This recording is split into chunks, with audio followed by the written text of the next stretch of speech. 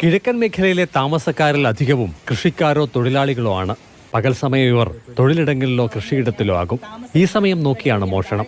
അടുത്തിടെ റിപ്പോർട്ട് ചെയ്ത ചില സംഭവങ്ങളിൽ നഷ്ടമായത് ഭക്ഷ്യസാധനങ്ങളും പാത്രങ്ങളും വസ്ത്രങ്ങളും ആയുധങ്ങളുമാണ്.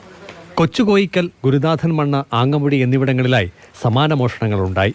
ഗുരുനാഥൻ മണ്ണ് സ്വദേശി ബാബുരാജിന്റെ വീട്ടിൽ ജനൽപ്പാളി പൊളിച്ചാണ് കള്ളൻ ഉള്ളിൽ കടന്നത്.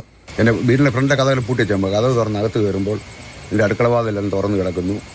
അങ്ങനെ ഞങ്ങൾ കിടക്കുന്ന റൂമിൻ്റെ ഒരു എല്ല് വെട്ടിപ്പൊട്ടിച്ചിട്ട് അത് തടി ഇതായിരുന്നത് അത് വെട്ടിപ്പൊട്ടിച്ചിട്ട് അകത്തൊരു അലമാരി തള്ളി നീക്കിയിട്ട് അവിടെ ഇറങ്ങി ടൈപ്പേസിക്ക് അതിന് 10,000 രൂപ എടുത്ത് ആ അടുക്കളയ്ക്കകത്തുണ്ട് നമ്മളെ വീട്ടിൽ വീഴുന്ന അരി സാധനങ്ങൾ സർവ്വ സാധനങ്ങളും എടുത്ത് 3 വെട്ട് കത്തി വനത്തിൻ്റെ അവിടെ വലിയ പാറക്കെട്ട വരെ ആൾക്കാർ സാധനമായിട്ട് പോയേക്കുന്നത് നമ്മൾ കുറേ ആൾക്കാർ പോയി കണ്ടു.